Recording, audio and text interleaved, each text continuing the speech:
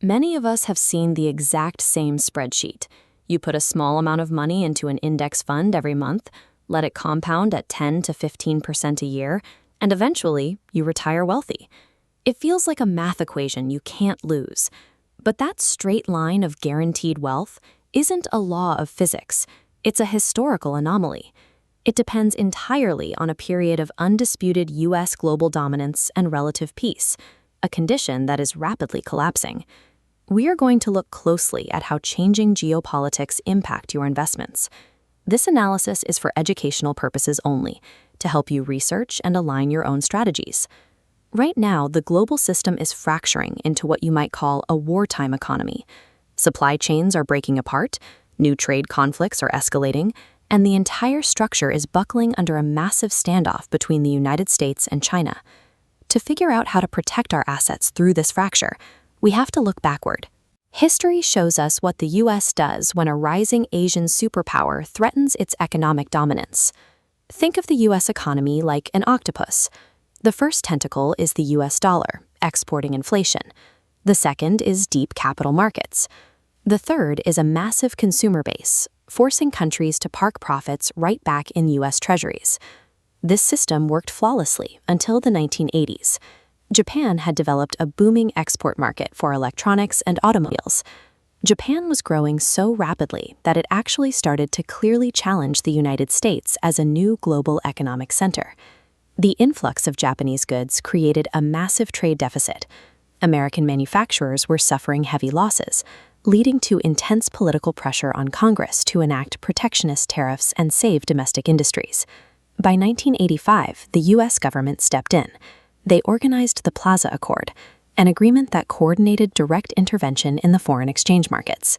They actively sold dollars and forced Japan to drastically increase the value of the yen. Almost overnight, Japan's goods became far too expensive to export. To fight the sudden drop in exports, the Bank of Japan slashed interest rates, but it completely backfired. Their domestic asset bubble violently burst, sending the nation into a period of prolonged economic stagnation that became known as the Lost Decades. The United States successfully neutralized Japan's economic rise by weaponizing its control over global currency and international trade access. Fast forward to today, and the mechanics look incredibly familiar.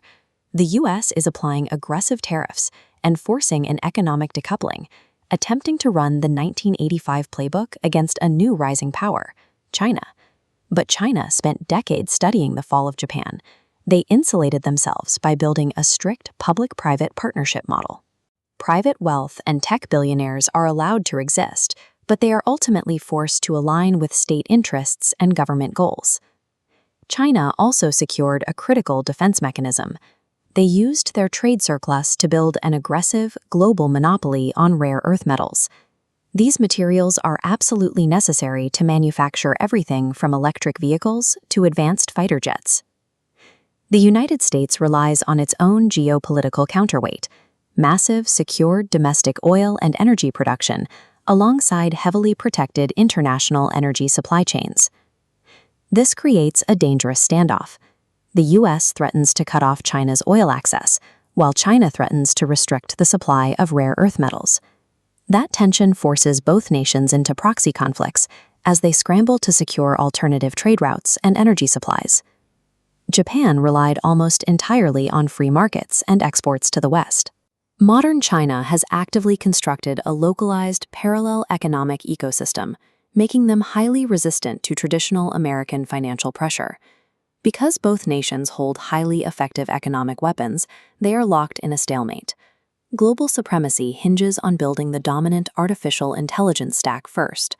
State-backed conglomerates in both countries are now racing to deploy this technology. They know whichever side exports their specific infrastructure to the rest of the world will lock in global influence for the next 2 decades. As these two superpowers turn inward to focus on their own technological dominance, the collateral damage hits the rest of the board. Emerging economies that rely heavily on imports are going to suffer terribly as the U.S. gradually withdraws its global security umbrella. We are also going to see a drastic spike in market volatility. Local proxy wars and territorial disputes will repeatedly disrupt international trade routes, creating sudden shocks to the entire global system. Meanwhile, U.S. domestic manufacturing will experience a massive artificial surge. The government is already moving to secure its own energy needs and aggressively onshores its critical supply chains to prepare for the standoff. In a fracturing global order, blindly pouring money into emerging market index funds carries high risk. Future growth is instead consolidating around localized AI stacks and the newly fortified U.S. industrial core. The set-it-and-forget-it era of passive market participation is permanently over. You can no longer assume that broad, unmanaged exposure will safely compound your accumulated wealth over the next 30 years. Surviving this environment requires a much more active approach.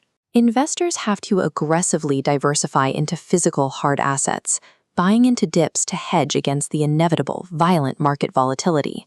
It also means identifying highly capitalized foreign markets that sit entirely outside the direct crosshairs of the US-China conflict, finding alternative hubs that can thrive independently of the two main superpowers. But for outsized growth, the core of a modern portfolio has to be anchored directly to companies building foundational AI infrastructure, primarily within the United States.